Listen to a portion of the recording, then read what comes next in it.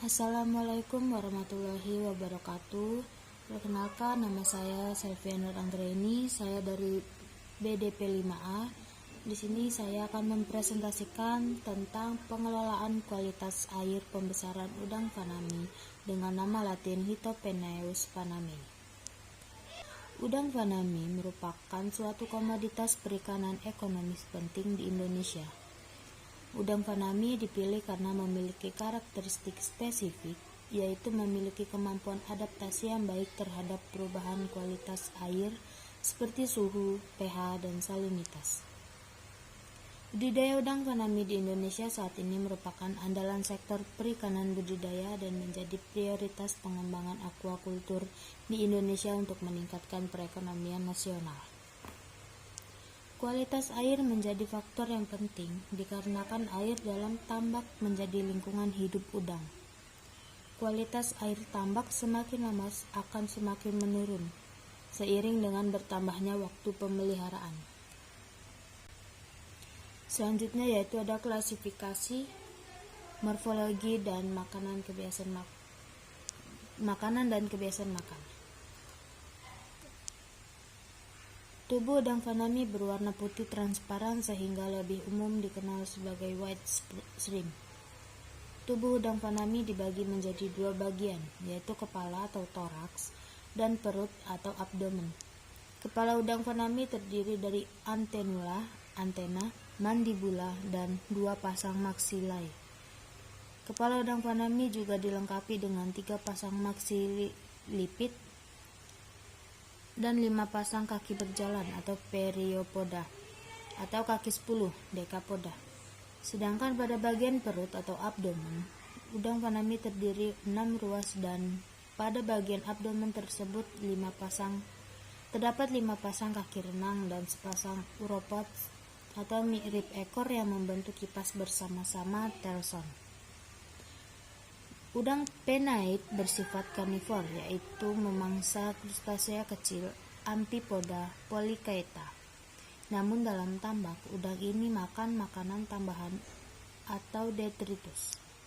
Udang fanami bersifat nokturnal. Udang muda membenamkan diri dalam substrat selama siang hari dan tidak makan atau tidak mencari makan. Parameter kualitas air yang saya amati yaitu suhu, DO, pH, salinitas. Suhu merupakan salah satu faktor penentu bagi kehidupan udang.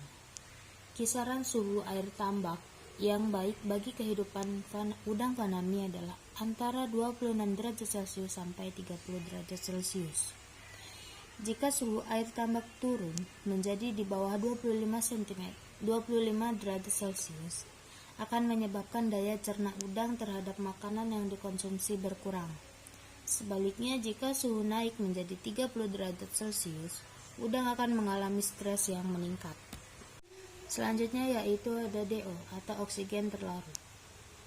Sebagai parameter hidrobiologis, dianggap sangat penting karena keberadaannya menentukan hidup matinya organisme. Ketersediaan oksigen dalam air sangat menentukan kehidupan udang, baik untuk kelangsungan hidup maupun untuk pertumbuhannya. Rendahnya kandungan oksigen di tambak sering terjadi pada periode musim kemarau yang tidak berangin. Di samping itu, pada malam hari di mana suhu menjadi rendah yang diikuti dengan meningkatnya aktivitas fitoplankton sering mengakibatkan turunnya kandungan oksigen. Oksigen terlarut yang baik berkisar 4-6 ppm. Selanjutnya yaitu pH atau derajat keasaman. Derajat keasaman adalah logaritma negatif dari aktivitas ion hidrogen. Nilai pH yang normal untuk tambak udang berkisar antara 6-9. Khusus untuk udang fanami, kisaran pH yang optimum adalah 7,5-8,5. Pada pH di bawah 4,5 atau di atas 9, udang akan mudah sakit dan lemah, dan nafsu makan menurun, bahkan udang cenderung keropos dan berlumut. Apabila nilai pH yang lebih besar dari 10 akan bersifat letal bagi ikan maupun udang. Selanjutnya yaitu salinitas. Salinitas merupakan salah satu aspek kualitas air yang memegang peranan penting karena mempengaruhi pertumbuhan udang. Udang sebenarnya termasuk hewan euryhalin, yaitu hewan yang menyesuaikan diri terhadap rentang kadar garam yang lebar. Udang muda yang berumur 1-2 bulan memerlukan kadar garam 15-25 ppt agar pertumbuhannya dapat optimal. Setelah umurnya lebih dari 2 bulan, pertumbuhan udang relatif baik pada salinitas 5-30 ppt. Pertumbuhan udang relatif baik pada salinitas antara 15-25 ppt. Sedangkan menurut SNI 017246/2006, salinitas untuk budidaya udang fanami di tambak adalah 15-25 ppt. Pengelolaan kualitas air. Yang pertama yaitu ada sumber air. Kualitas air di dalam kolam dan tambak juga sangat tergantung pada kualitas air sumber berupa air sungai, danau, waduk, kawasan pesisir dan sebagainya.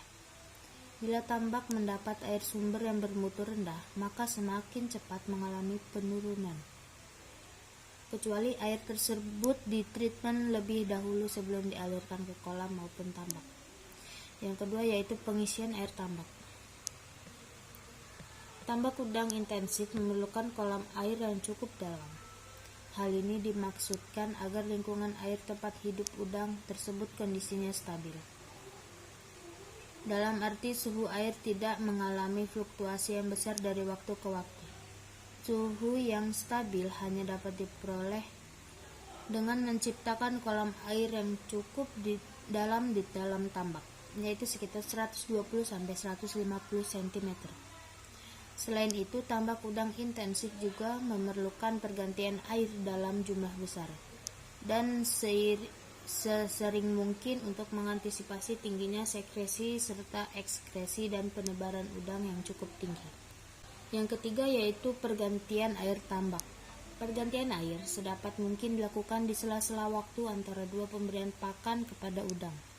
Pada waktu malam, pergantian air ini perlu menunggu dulu sampai air pasang laut sudah cukup tinggi. Kapan saat itu tiba, dapat diperkirakan berdasarkan data dalam pasang surut. Pergantian air ini harus diawasi dengan ketat, agar tinggi air di tiap petakan dapat tetap. Karena jumlah air yang dikeluarkan melalui pintu pengeluaran selalu diusahakan sama dengan yang dimasukkan melalui pintu pemasukan. Yang keempat yaitu aplikasi probiotik. Probiotik adalah mikroba hidup yang menguntungkan saluran pencernaan hewan untuk meningkatkan kesehatan inangnya. Jadi lebih difokuskan pada hewan atau inangnya. Sejalan dengan kemajuan teknologi, probiotik juga dimanfaatkan dalam aquaculture. Probiotik adalah penggunaan bakteri atau mikroba yang menguntungkan untuk meningkatkan kesehatan udang maupun meningkatkan sistem imun dari inang atau udang dan mengendalikan atau menghambat mikroba patogen. Selanjutnya yaitu kesimpulan. Udang fanami merupakan salah satu udang yang mempunyai nilai ekonomis dan merupakan jenis udang alternatif yang dapat dibudidayakan di Indonesia. Di samping udang windu atau Penaeus monodon dan udang putih atau Penaeus merguensis, permasalahan utama yang sering ditemukan dalam kegagalan produksi udang fanami adalah buruknya kualitas air selama masa pemeliharaan, terutama pada tambak intensif. Oleh karena itu, manajemen kualitas air selama proses pemeliharaan mutlak diperlukan. Kualitas air menjadi faktor yang penting dikarenakan air dalam tambak menjadi lingkungan hidup udang.